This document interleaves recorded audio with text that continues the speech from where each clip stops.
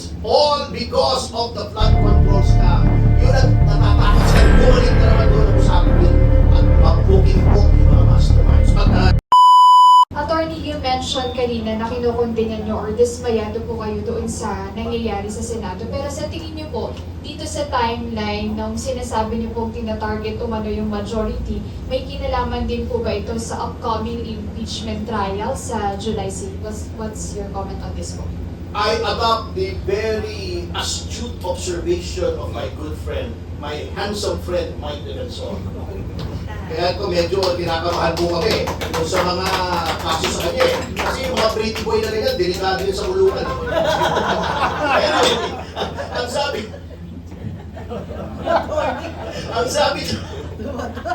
ang sabi niya ay it has nothing to do with impeachment. Tama siya. They do not have the numbers. It's all because of the flood control scam. Yun ang natatakot silang bumalik na naman doon ang usapin at mag-booking po yung mga masterminds. But I think he's training at the least he wants to say something. Ay, diba? Okay. I just want to, again, reaffirm yung sinabi ni Atty. Topacio. Kasi pagka naman nagkabaguhan sa Senate leadership, yung boto pa rin, they need 16 votes pagka nagkaroon ng impeachment. They will never reach 16 votes kahit na hindi nagkaroon ng pagbabago sa Senate leadership. Ang problema, pag nagbago sa Senate leadership, they can change the membership of the committees. Kaya yun ang delikado dahil pagka nagkabaguhan sa Blue Ribbon Committee, yan yung mag-iiba na naman ang direksyon. Kasi ang aking lang namang reservation with them is patawag nyo yung mga dapat ipatawag. Patawag nyo yung mga kailangang magsalita. Yung mga kailangang patawag natin para malaman natin yung katotohanan. And I've mentioned several names. Maraming mga hindi pinapatawag, maraming tinatago, di ba? And then, ngayon nga, si Speaker Martin Romualdez, through his lawyer, nagsalita na. I think alam niya to, na ipapatawag siya at kailangan niya magpaliwanag sa Blue Ribbon Committee. Yan po ang ating bantayan, tulungan ng majority, tulungan yung mga senador. I'm going back to, kanina may tanong about the cases. Alam nyo, yung cases nag-emanate kay Yusek Bernardo.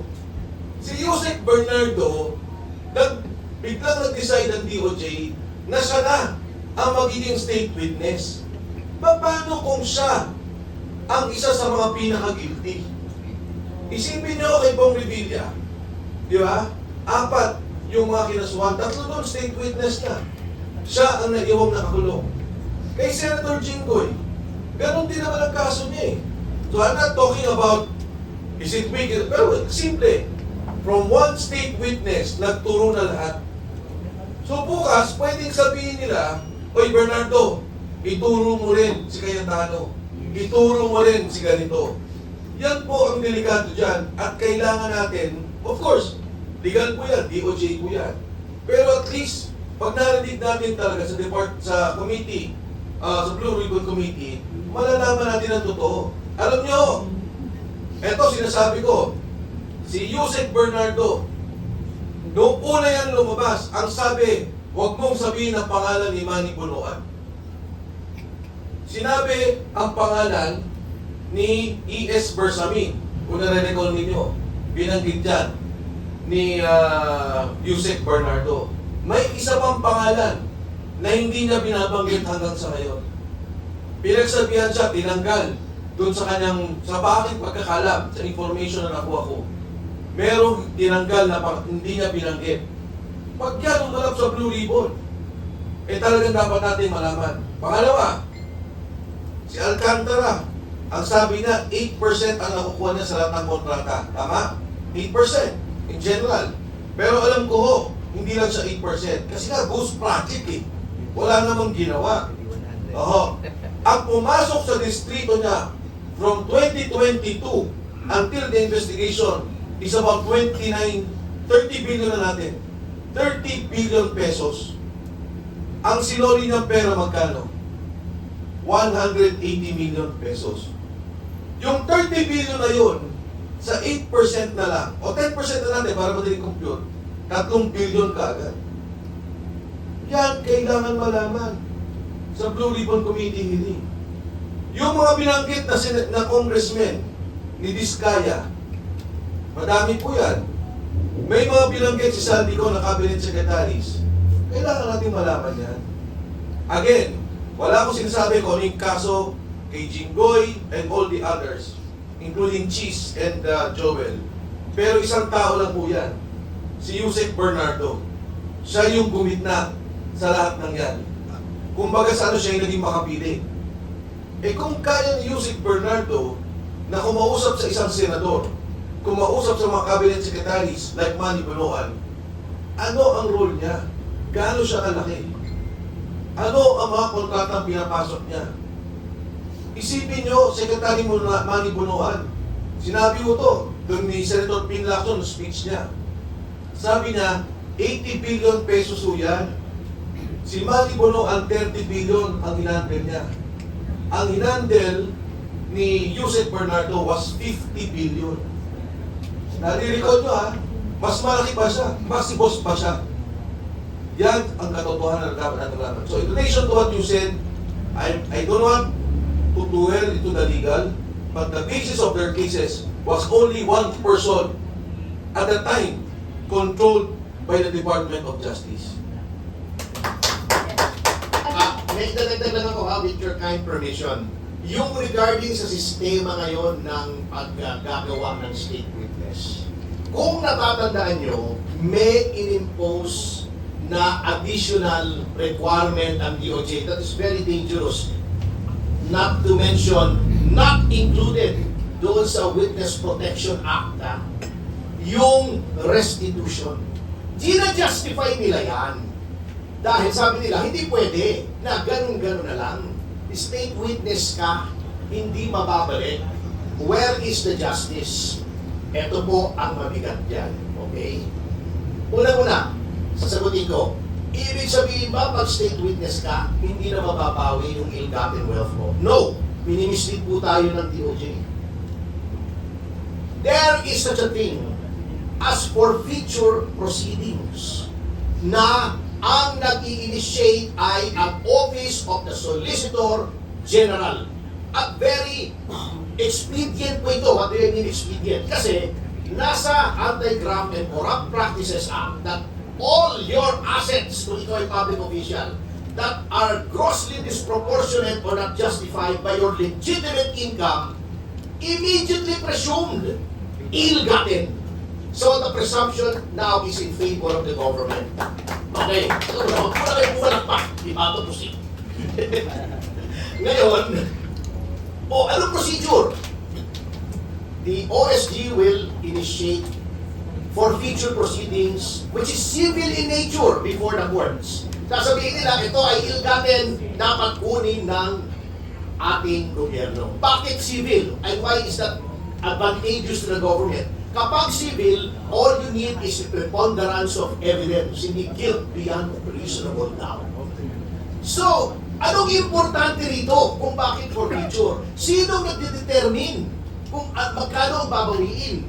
Ang hukuman after trial. Magkano ba talaga nakurakot nitong si A? 500 million, 1 billion, balik mo lahat sa gobyerno yan. Okay. Anong danger nitong lintik na restitution na inimbento ni Boying Remulla nung siya ay nasa DOJ? Ganito. Yung restitution, walang judicial process arbitrarily. Di ba sinasabi ni sino ba yung sabi, magbabalik daw siya ng 1 billion. Magbalik, Bernardo, magbabalik ka ng 1 billion, state witness ka, may immunity from suit ka. Paano kung 50, 100 billion ang kinurakot mo? Who is to determine that? Definitely not an executive officer, not the Secretary of Justice. It has to be the courts kasi. So, okay. Sasabihin mo, 1 billion, immune na ako. May 99 billion, 49 billion ako. I was able to keep that. Yan ang problema kung executive function yung restitution. Home free ka na for 1/50 of what you stole. Number 2, sinasabi nitong sino itong kamoting ito? Yung Chief State Prosecutor. Meron daw na WPP na provision na nakalagay, okay ka sa to justify restitution, okay ka maging state witness because meron doon nakalagay na once a state witness, you agree to any agreement or MOA or yung court order, etc. Hindi po yung justification for restitution. Yung MOA na yun is, number one, for you to testify. Kasi pag hindi ka nag-testify, babawiin yung immunity mo. Number two, yung court order na yun refers specifically doon sa forfeiture. Hindi mo lalabanan yung forfeiture. Hindi ka iiwas doon sa pagbabalik. Yun ang restitution. Kapag inalaw mo ang DOJ ang magdetermina X amount immune ka na, that is also rife for corruption. What is to stop Bernardo from saying, "Uy, hindi ko sinasabing ito nangyayari ha. Uy, mga bossing, 1 billion, balik ko sa gobyerno. 1 billion sa inyo for the boys. Okay na ako. May 48 billion pa ako. Kaya wala iyan sa batas because yan ang maaaring mangyari. Laws do not exist just because may isang grupong congressman at senador sinabi, uy, itong batas, pinagdedebatihan yan, tinitignan yung consequences, matagal na proseso yan. Kaya yung mga mainipin sa batas, matagal po talaga because when you pass a law, napakahirap mong bawiin yan, you look at all possible consequences of every provision.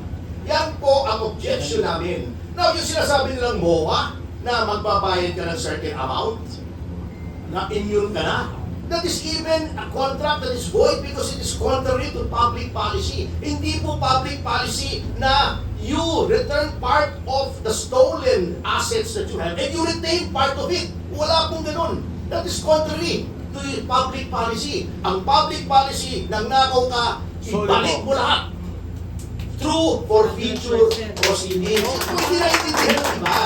Oo. Tignan niyo yung batas. O wag feeling lawyer kasi porket Senate President ang matagal. Eh, kahit 100 taon kang nandyan, kung 1 bull university ang edukasyon mo, hindi ka magiging abogado, hindi ka magiging condescending sa ng lawyers. Kasi nga, mahirap tignan yung batas kung hindi talagang napag-aralan. In the same way na ako, paggawa niyo ako ng plano ng bahay, sasabihin ko, hindi ko kaya. Hindi ko pwede si Boss, itulungin ko. At gawin mo. Eh, makikiba yun.